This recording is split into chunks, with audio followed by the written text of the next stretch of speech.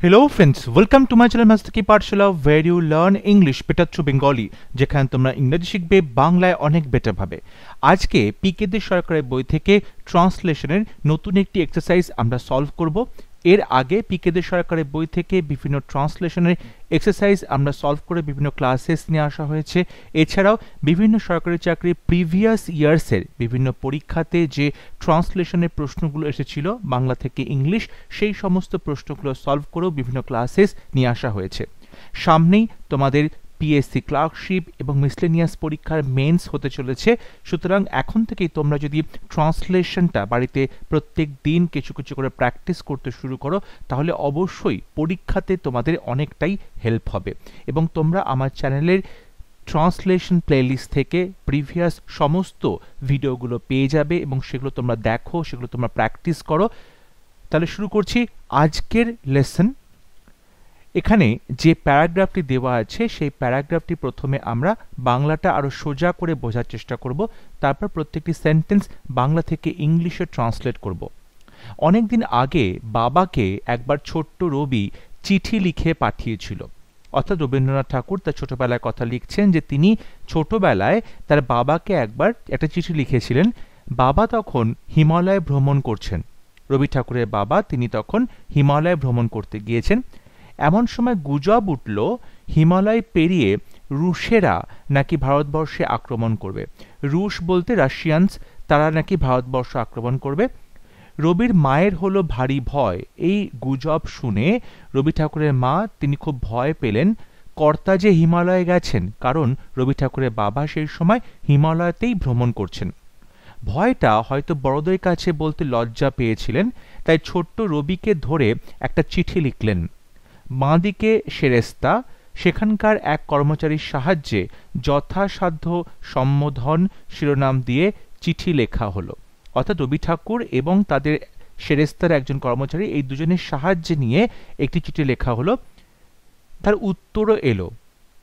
বাবা লিখলেন রবি যেন কোনো ভাবনা না করে, রুশেরা এলে তিনি নিজের হাতে তাড়িয়ে দেবেন। চিঠি পেয়ে ছেলে আনন্দে আত্মহারা। এই প্যারাগ্রাফটা এবার আমরা বাংলা থেকে ইংলিশে ট্রান্সলেট করব প্রত্যেকটা সেন্টেন্সকে। প্রথম সেন্টেন্স, অনেকদিন আগে বাবাকে একবার ছোট্ট রবি চিঠি লিখে পাঠিয়েছিল।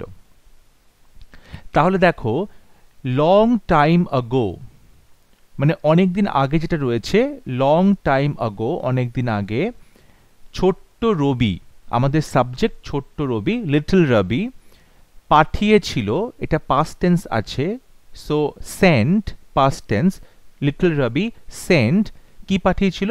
চিঠি। আর লেটার কাকে? তার বাবাকে, টু হিজ ফাদার। তাহলে লং টাইম আগো অনেকদিন আগে little Rabi sent a letter to his father. এখানে একবার মানে ওয়ান্স এই কথাটা বাদ গেছে, সো এখানে আমরা লিখতে পারি, এখানে আমরা লং টাইম আগো এর পরে ওয়ান্স কথাটা লিখে দিই। So long time ago once little Rabi sent a letter to his father. বাবা তখন হিমালয়ে ভ্রমণ করছেন।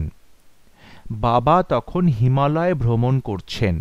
তাহলে হিজ ফাদার যেহেতু ভ্রমণ করছেন, এটা পাস্ট কন্টিনিউয়াস, তখন করছিলেন past continuous, so his father was, তারপর ট্রাভেলিং, ট্রাভেলিং হিমালয়তে, ইন দি হিমালয়াস, অর্থাৎ তিনি হিমালয়তেই ভ্রমণ করছেন, সেই জন্য ইন দি হিমালয়াস।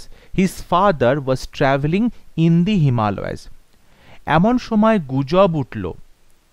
দেখো এমন সময়, অ্যাট দ্যাট টাইম, গুজব উঠল মানে একটা গুজব ছড়িয়ে পড়েছিল, একটা গুজব ছড়ালো। সো আর রিউমার, গুজব আর রিউমার স্প্রেড, আমরা পাস্ট টেন্স ব্যবহার করছি স্প্রেড, কিংবা আর রিউমার সার্কুলেটেড, এখানে আমরা পাস্ট টেন্স সার্কুলেটেড অর্থাৎ ছড়িয়ে পড়লো সর্বত্র। সো অ্যাট দ্যাট টাইম আর রিউমার স্প্রেড কিংবা সার্কুলেটেড যে, এখানে একটা যে রয়েছে লুকোনো, এমন সময় গুজব উঠল যে হিমালয় পেরিয়ে রাশিয়ানসরা ভারতবর্ষ আক্রমণ করছে। তাহলে যে, এটার জন্য আমরা দ্যাট লিখলাম এবং তারপরে সাবজেক্ট এটা আছে যে রুশেরা, তাহলে দ্য রাশিয়ানস, রাশিয়ানস এবার দেখো ভারতবর্ষ আক্রমণ করবে এটা কিন্তু সম্ভব না, কি ভারতবর্ষ আক্রমণ করবে এটা সম্ভাবনা, সেই জন্য এখানে মাইট আমরা মোডাল ভার্বটা বসিয়েছি হেল্পিং ভার্ব হিসেবে।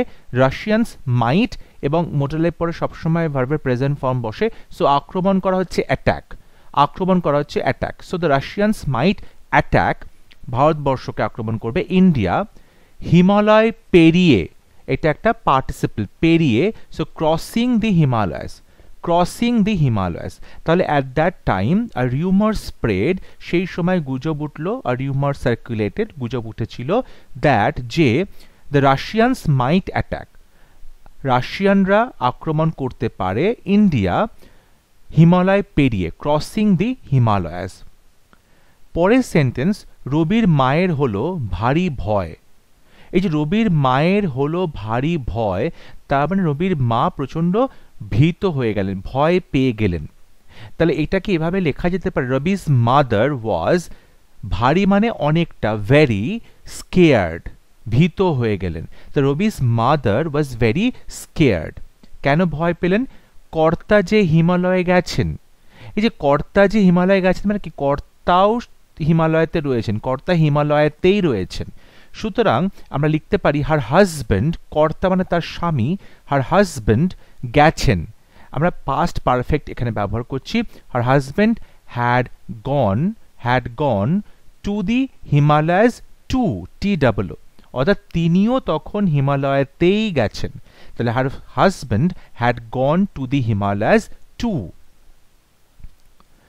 ভয়টা হয়তো বড়দের কাছে বলতে লজ্জা পেয়েছিলেন। তাহলে এখানে বলছে হয়তো লজ্জা পেয়েছেন, তিনি হয়তো, শি মাইট হ্যাভ, পেয়েছিলেন মানে লজ্জা অনুভূত করেছিলেন। তাহলে শি মাইট হ্যাভ ফেল্ট, এখানে আমরা মোডালের সাথে পাস্ট পারফেক্ট করছি, এখানে পারফেক্ট টেন্স করছি। So she might have felt ashamed, লজ্জিত, লজ্জা পেয়েছিলেন। তাহলে মাইট হ্যাভ ফেল্ট তিনি পেয়েছিলেন বা অনুভূত করেছিলেন, লজ্জা, অ্যাশেমড লজ্জিত হয়েছিলেন। কিসে লজ্জা পেয়েছিলেন? এটা খুলে বলতে, তাহলে অফ ডিসক্লোজিং, খুলে বলা, কিংবা ডাইভালজিং দ্যাট, এটা বলতে বড়দের কাছে, to the elders, to the elders.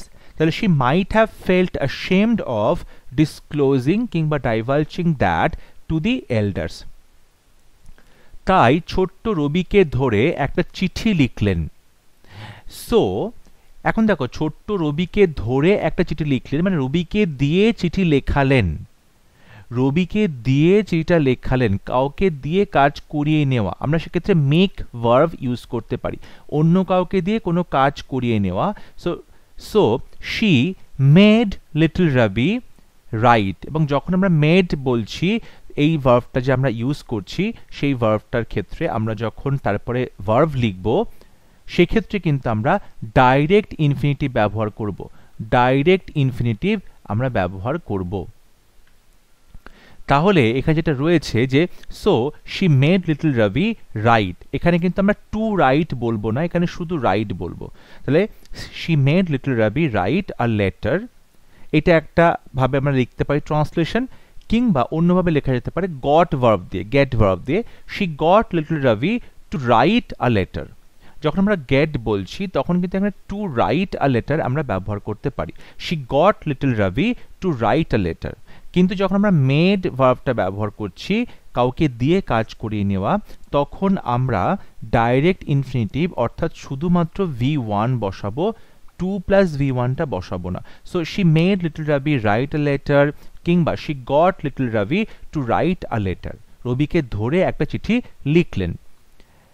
বাঁদিকে সেরেস্তা, সেরেস্তা মানে হচ্ছে অফিস। তাহলে the office of the estate, এই যে পুরো সম্পত্তি যে মালিকানা বা বলতে পারি জমিদারি, তার যে অফিসটা, so the office of the estate বাঁদিকে ছিল, was on the left, was on the left, বাঁদিকে ছিল, was on the left, the office of the estate was on the left. সেখানকার এক কর্মচারীর সাহায্যে, তাহলে সেখানকার এক কর্মচারীর সাহায্যে, এটা একটা ফ্রেজ হচ্ছে, সেখানকার এক কর্মচারীর সাহায্যে একটা ফ্রেজ হচ্ছে। So with the help of an employee of that office, with the help সাহায্যে অফ অ্যান এমপ্লয়ি কর্মচারী, কোথাকার কর্মচারী সেখানকার মানে সেই অফিসের, so of that office, with the help of an employee of that office. এরপরে সাবজেক্ট কি, চিঠিটা লেখা হয়েছিল, তা চিঠিটা লেখা হয়েছিল এটা প্যাসিভ ভয়েসে থাকছে। A letter was written, a letter was written যথাসাধ্য সম্বোধন এবং শিরোনাম দিয়ে, তাহলে উইথ উইথ যথাসাধ্য মানে উপযুক্ত, অ্যাপ্রোপ্রিয়েট সম্বোধন, স্যালুটেশন, অ্যাপ্রোপ্রিয়েট স্যালুটেশন এবং শিরোনাম and heading, salutation and heading. With the help of an employee of that office, a letter was written with appropriate salutation and heading. তার উত্তরও এলো, মানে রবির মা এবং রবি তার উত্তরও পেয়েছিলেন। So they got its reply also, উত্তরও এলো, they got its reply also. বাবা লিখলেন, বাবা লিখলেন মানে বাবা রিপ্লাই করলেন, তাই তো। সো ফাদার রিপ্লাইড দ্যাট যে রবি যেন কোনো ভাবনা না করে, তার মানে রবির উচিত কোনো ভাবনা না করা, তা রবির উচিত নয়, রবি শুড নট বি হওয়া, চিন্তিত হওয়া, should not be worried at all, আদৌ কোনো রকম কোনো ভাবনা না করা, তা রবি শুড নট বি ওয়ারিড, তার একদমই চিন্তিত হওয়া উচিত নয়, অ্যাট অল একদমই উচিত নয়। রুশেরা এলে তিনি নিজের হাতে তাড়িয়ে দেবেন, নিজেই তাড়িয়ে দেবেন, তাহলে হি হিমসেলফ উড করবেন, কি করবেন, তাড়িয়ে দেওয়া, ডিসপেল ভাগিয়ে দেওয়া।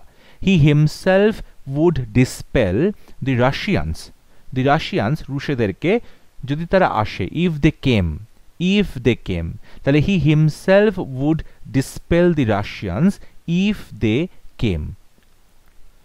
এবং আজকে প্যারাগ্রাফের লাস্ট সেন্টেন্স, চিঠি পেয়ে ছেলে আনন্দে আত্মহারা, চিঠি পেয়ে ছেলে আনন্দে আত্মহারা, তাহলে চিঠি পেয়ে অর্থাৎ আফটার রিসিভিং দ্য